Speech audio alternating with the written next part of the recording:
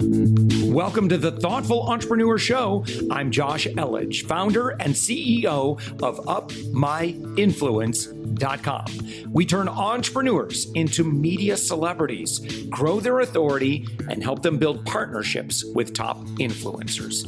We believe that every person has a unique message that can positively impact the world. Stick around to the end of the show, where I'll reveal how you can be our next guest on one of the fastest growing daily inspiration podcasts on the planet in 15 to 20 minutes. Let's go.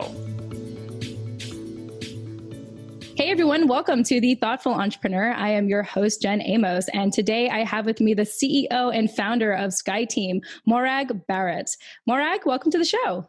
Hey Jen, glad to be here. Yeah, absolutely. I know that we were talking a little bit offline about what the weather's looking right now in Colorado, and it sounds like the leaves are changing colors, or you're at least going to go somewhere where the leaves are changing colors. Oh, it's beautiful. I tell you, when the fall colors come, it is stunning. Oh, I can't wait. Yeah, I know in our area as well. One thing that when I used to live in California, one thing that never changed were the leaves. It was like always green. Yeah. It was like, maybe succulents or cactus, nothing really changed unless you really went into, the mountains and stuff like that. And that's something I started to notice living out here in Virginia, is just watching the greenery change and fall really coming in. And it gets me to appreciate the four seasons, despite the weather, the weather changes. It's like, it's worth it to see Mother Nature change and be so beautiful. Well, you'd love Colorado. It's often said we have four seasons in one day. And in fact, it was only a few weeks ago, I think we had a 60-degree temperature drop. It went from the high 90s to snow. Oh, my goodness. That certainly is one of the exciting bits of the transitions between the seasons living here in Colorado. Oh yeah, that sounds definitely a lot more extreme than what I'm used to out here, which was already hard enough for me to adjust to. But to have that happen in one day, I remember my sister-in-law, she took a picture, literally the next day, it was snow. It was just packed out there. And I was like, wow, that's a dramatic change in weather. Yeah. Well, Morag, as you know, I always like to ask this question at the very beginning. As you know, it's interesting times. 2020 is a very interesting year for all of us. So I thought I'd check in with you. How are things going in this new normal for you? I tell you, 2020 is the leadership crucible that has put us all on the spotlight, hasn't it? And I think Absolutely. Like everybody, it's felt like an emotional, not roller coaster, more like a washing machine. And people will say, well, how are you feeling? And certainly early in the pandemic, I had the 2 weeks of couch lock where it was shock and awe. Mm-hmm. And there have been days, much like Colorado seasons, where I think I've experienced every emotion all at the same time. Yeah. Both as a business owner, as a mother, for our own health, for our family. There is so much going on. Mm-hmm. And for me and the work that my team and I do, it's critical because it's great. It's easy being a great leader on the good days when things are going to plan. The true test is, how do we show up? How do we navigate the extra uncertainty of years like 2020? And so I'm looking forward to our conversation today, because if people are struggling, if they're unsure, then we're going to give them some tools and techniques that they can apply now to be at your best when the year and circumstances might be causing us to be at our worst. Yeah, perfect. Well, let's go ahead and jump into that, Morag. For people that are learning about SkyTeam for the first time, what do you want them to know about it and your company? Oh my goodness. Well, first off, we have 8 corporate values. 4 of them are fun, because life is too short. But what we excel at in SkyTeam is the human side of running a business. Whether you're a small startup, whether you're a 15 or a 50-year-old established business, I don't care what people have told you, business is personal and relationships matter. Mm-hmm. But often it's the human side that we get to only when things go wrong. And so what we do at SkyTeam is we work with our clients in 3 ways. We design and deliver and facilitate high-impact leadership programs for a cross-section of leaders within your company. That's our one-to-many influence, giving a common language and framework for how do we give feedback, how do we resolve conflict, how do we delegate, how do we come together to deliver our company goals. Then we work with intact teams, so a leader and direct reports, just to say, around this table, do we have the same definition of success? How can we create an oasis of calm in this team and then connect up and downstream and with our customers and with our clients and community? And then our third influence is one-to-one as executive coaches, where we're laser-like in the support that we're giving to individual leaders wherever they are in their career and taking them from good to great. Mm-hmm. Wow. I think that's really incredible. The key thing I heard from you is, like you said, humanizing business. I think that is very profound. And I feel like I don't know if it's just the recent decades or something, but people are looking for a deeper sense of purpose in their work, even if they're working in corporate. And yeah, we're not in the industrial age anymore. It's not just about being task oriented. It's about like, why am I doing this task? Like, what value am I giving to the company, and what am I getting out of this experience? And so I like that you provide the training that you do for not just the team of these companies, but also the executives. Well, Jen, you've nailed it. And that was the premise of my second book, The Future-Proof Workplace, is that many of the habits and customs and attitudes that we have to work and career are still rooted in the Industrial Revolution. And it's so outdated. It's crazy. And we need to bring back that human side. And it reminds me, there's a fabulous quote by Dr. Maya Angelou, which is, people won't remember what you did or what you said. They will remember how you made them feel. And so in our work with leaders, whether it's one-on-one or one-on-many, it's the how do people feel in your presence when you're in the room and when you're not in the room? And how do you feel in your own presence? Because again, as leaders and as business owners, we've got that inner critic sometimes that is holding us back. And the way we talk to ourselves is as important as how we talk to and engage our teams. And so that's my passion, is the how do you connect to the heart and the head so that we can engage the hands of the people who work with and for us. Yeah, I love that. I love your passion in this. And I love that I feel like in a culture where feelings matter, feelings that really matter today. And so I have in my notes here that you've been in business for 13 years. So congratulations. That's a really long time for anyone to be in business. I want to go back a little bit, and I'm curious to know, how did you get into business, and what inspired you to, have that mission to humanize business? Well, that is such a great question, Jen.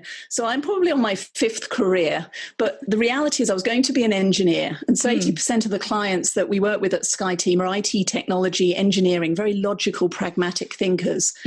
And I actually ended up in finance. So lending millions of pounds, because as you can guess from the accent, I'm originally from the UK, but I was lending millions of pounds through the bank that I worked with to companies in very different industries. And they would all come in with I've got the great best widget in the world, and here's the cash flow forecast that's going to show we're going to make millions and millions. And what I realized was it's not enough just to have a great idea. You have to also be able to rally the people who work with you and for you. And the companies that were successful in that banking career were the ones that did invest the time in the care and connection and the wellness, and to your point, the emotions of their employees. So that's why I pivoted into leadership development, doing that globally with an American company, which is what brought me to Colorado. And now working with teams and leaders to break down the politics, silos, and turf wars that are holding them back.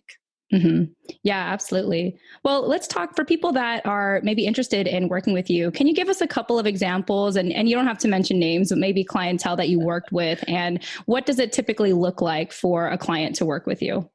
So the first thing is, if you've ever gone home at the end of the day and said to your significant other or the dog, oh my goodness, you won't believe what happened at work today. Or maybe you're sitting in a meeting blindsided by the words and actions of a colleague. Or maybe you're sitting there thinking, well, that will never work, but not actually saying it. Those are all symptoms that say, give me a call. Because there is an underlying problem that's holding you back and breaking down the candor and debate needed to move the organization forward. And then when people work for us, for example, I was working with a senior executive leader just recently, and they had spent 2 years developing a brand new product to bring to market, only to find a competitor had seized the day and beaten them to it. And the team was in disarray. You can imagine their morale. There was recrimination, finger pointing, and blame. And when we came in, and what I did, I spoke to the leader, I spoke to key team members at all levels of the organization. It turned out it wasn't that the product and the idea wasn't good enough. It was that there was a lack of clarity around who was responsible for delivering each stage of that project. There was a lack of alignment around the priority and how they were going to come together to deliver that service. So what happened was we facilitated a number of different sessions with the leadership team to start with. We had to get the chip off the shoulder. We had to talk about the elephant in the room, you know, the one, the gorilla in the corner, the stinky fish, whatever it is. But we had to have those tough conversations that cleared the air in a way that allowed them to move forward as one voice to the rest of the organization. And then we were able to work with intact teams throughout that part of the company to rebuild confidence and excitement to get this project back on track. So remember, it was 2 years. They'd just been pipped to the post. Well, I'm telling you, within 6 months, they had turned it around. Wow. Turned it around, relaunched that project, and delivered even more results than they thought were exceptional, all because they focused on how they were going to work together versus the blame as to what had gone wrong. Yeah, it was amazing. I think that's really powerful, Morag. And I appreciate you kind of painting that picture of the type of clientele that would want to work with you. It sounds like for people that are maybe afraid to rock the boat, you know, like in their team, or afraid to speak up, or, you know, like you said, go home at the end of the day and vent, but not necessarily like share that in the workplace. Exactly. There's some underlying issues, and there's maybe some excuse me, there's some like fear of communication for whatever reason. Can we talk a little bit about that? Like, why do you think that, you know, it's difficult to talk about the elephant in the room, the gorilla in the corner, you know, like afraid to rock the boat, all of those cliches. Why is that such an issue for a lot of companies? Well, I think that's a two-part question. I think there's the outside-in pressure. Certainly when I joined my career, it was still the traditional hierarchy, and you go through the chain of command. And, hey, you've only just started. What would you know, newbie? You've got to prove your worth. Well, when we're working in organizations at the rate of change in the fourth industrial revolution, 21st century, we can't wait 2 years for me to gain credibility to be able to say, I don't understand, or that will never work. So there are the myths and legends of organizational cultures that keep us stuck. And being able to articulate, what do we need to be and how do we create a culture of candor in a way that moves us forward, are key leadership skills and conversations that need to be happening on an ongoing basis. So I think that's one answer, Jen, is that the situation, you know, the rumor of, well, remember 5 years ago, so-and-so got fired when they dared to say no. And who knows whether or not that person did or didn't. But the key is right now, what's the risk if I don't speak up? And then there's the internal dialogue, that trash talk that I talked about that says, well, that's the big wig of this, that, and the other. I can't possibly disagree. Well, maybe not in the meeting. You don't want to commit career suicide. But is there a way to have that conversation offline? Is there a way to get to know the human being behind the job title? Because all of the research shows that when we have a high quality relationship, when we know and trust each other, we can take off the mask and we can challenge and debate and deliver exceptional results together. So the answer is there's the outside pressure of what the company tells us is appropriate, but there's also the inside pressure of being able to stand in our truth and have confidence in our perspective and voice that appropriately.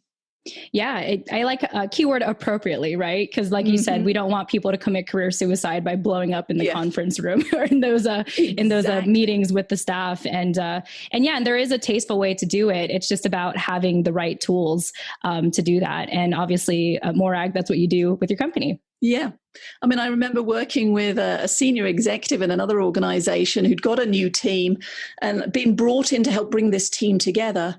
But what the executive didn't realize is that they had a reputation for being volatile, literally from 1 minute highs to lows, to grading your work in a very public and demeaning way that ultimately kept people back. They didn't bring warnings of impending disaster and bad news.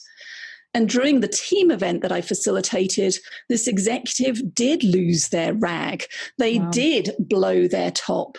And you could see, and these are all vice presidents. I mean, these are not people who are junior in their career. They've got water under the bridge, so to speak. But you could see that them shifting and not wanting to make eye contact, and ironically looking at me as the facilitator to help solve their issue. And I did. I was able to provide some in-moment coaching. We took a break, we came back, we reconvened, and that team came back together stronger than when they first arrived. But this is where the leadership journey is important, because they need to learn to be able to do that independently of having me in the room. And that's where the coaching and the tools and resources that we provide in our programs help give you a toolkit of choices in that moment, so that you can both exhibit your frustration with a team, but in a way that doesn't shut them down, but also challenge up, down, and sideways so that we can work more effectively together.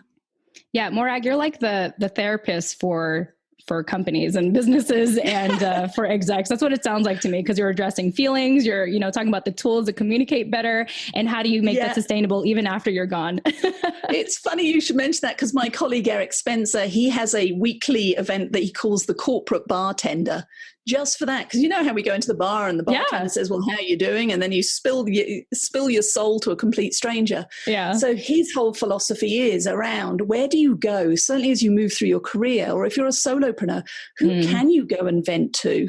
But not in a way where you're just left hanging, which is what the dog will do. The dog will look and go, oh, that's sad, but doesn't help you move forward. Right. Working with a coach or working with a leadership development firm like SkyTeam gives you a safe opportunity to let the pressure cooker valve release, but also then hold you accountable for how are you going to show up and be intentional tomorrow and the next time that this challenging situation arises.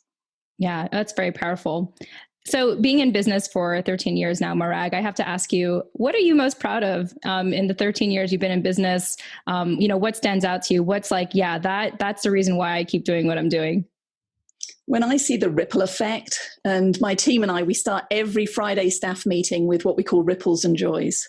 When we see the successes and the inspiration that our clients have achieved, we get goosebumps, and that's what makes it worthwhile. Because there are, if you Google the word leadership, I'm telling you, there are going to be, I did it yesterday for a keynote, 2,610 million results. Wow. If you Google the word leadership. I've added to that my articles, my books, and so on. So culpable negligence here, where you can't process that many suggested leadership styles. But when you can identify your own definition of what makes for a great leader, when you can be intentional about how you show up, when you can tap into your potential and your team, wow, that's what I love about the job that we do, is helping leaders who've got the courage to step into their own truth, achieve amazing results. It's amazing. Beautiful. It's the best. Yeah, I can tell. I can feel your energy. I can feel your energy, Morag. Is there anything else that you want our listeners to know about SkyTeam? So we work with companies and we work with companies and individuals you've never heard of. We just love, and we work on abundance and generosity as our middle name. So if somebody calls me and contacts me on LinkedIn, I promise I respond. If you just want to have a quick call and say, how do I handle? I'm going to help, because I love sharing those tools and resources. But our passion is, how do you achieve outstanding results by connecting and building powerful relationships with everybody who works with and for you. And whether you're a solopreneur, or as I said at the beginning, a big international company, it's the relationships that make the difference. Yeah, absolutely. I think that's so powerful. I think you really practice what you preach when it comes to humanizing businesses and saying that business is personal. Like, I feel like that should be the title of this conversation. Either one of those. But, so thank you so much for sharing that and talking about SkyTeam. Before we go, I do have one more question, if you don't mind me asking. I do want to flip over to really the entrepreneurial journey that you've been on in these last 13 years. And so to our small business owners and entrepreneurs listening to the Thoughtful Entrepreneur, what are some, wisdoms of advice, like tips that you want to share with them to create a sustainable business, just like what you have for the last 13 years? So it's still a journey that I'm learning. I do know this is the hardest I've ever worked in my whole career. Corporate was easy by comparison because as a business owner, you're either building it, delivering it, selling it, dealing with the admin. There is always more to do than the time available. So one of my early learnings that I wish I'd had sooner was to delegate. Just because I can do it doesn't mean I should. And to find your ally. I mean, I talk about allies in my first book, Cultivate, but you need somebody, and I shared it earlier in our conversation, that you can go and vent to, somebody who's going to help hold you accountable, to help you to prioritize all of your ideas and potential projects. And that can help move you forward in a very focused way. So for me, what's made SkyeTeam successful is getting a great team, initially as 1099s and now as W-2 employees, learning to get out of my own head and let people and celebrate the success and the great work that we're doing. And making sure that we're paying attention not just to the numbers, but to the relationship and the community around us. Because one without the other is not going to build you a sustainable business. Yeah, I think that's very powerful. It's not just working to work. It's not just completing a task to complete a task. It's realizing that you're doing it with other people, other humans who have different backgrounds and, different reasons why they're in this company, but all share a common theme or the common mission that the company has. And so beautifully said, Morag. I want to thank you so much, for your time. I feel like I received a lot of information from you and knowledge, and I feel like our listeners will as well. Any closing thoughts before we go? I want to make sure that I pull out everything I can from you before we officially wrap up. So my closing thoughts is you cannot be successful in business or life unless you are successful in nurturing the relationships around you, professional, personal, social. Don't underestimate the number of people who are in your corner and celebrating you and wanting you to be successful. So ask for that help, lean on others, because together we can achieve so much more. Wonderful. Morag, it's been an absolute pleasure having you today. Thank you so much for your time. My pleasure, Jen. The time has flown. It did. It happens all the time. I wish I can stay on longer, but all good things must come to an end. So thank you again. And to our listeners, again, this is Morag Barrett. She is the CEO and founder of SkyTeam. You can learn more about her company on her website at skyeteam.com. Thanks so much for joining us, and we'll chat with you in the next episode. Tune in next time. Thanks for listening to the Thoughtful Entrepreneur Show. If you are a thoughtful business owner or professional who would like to be on this daily program, please visit upmyinfluence.com/guest. Now, if you've got something out of this interview, would you share this episode on social media? Just do a quick screenshot with your phone and text it to a friend or post it on the socials. Now, if you do that, tag us with the hashtag UpMyInfluence. Each month, we scour Twitter, LinkedIn, Facebook, and Instagram. We pick one winner from each platform, and you get crowned king or queen of that social media. Now, what do you win? We're going to promote you and your business to over 120,000 social media fans, totally free. Now, can you also hook us up? Now, in your podcast player right now, please give us a thumbs up or a rating and review. We promise to read it all and take action. We believe that every person has a message that can positively impact the world. Your feedback helps us fulfill that mission. And while you're at it, hit that subscribe button. You know why? Tomorrow, that's right, 7 days a week, you are going to be inspired and motivated to succeed. 15 minutes a day. Now, my name's Josh Elledge. Let's connect on the socials. You'll find all the stuff we're doing at upmyinfluence.com. Now, thanks for listening, and thank you for being a part of the Thoughtful Entrepreneur Movement.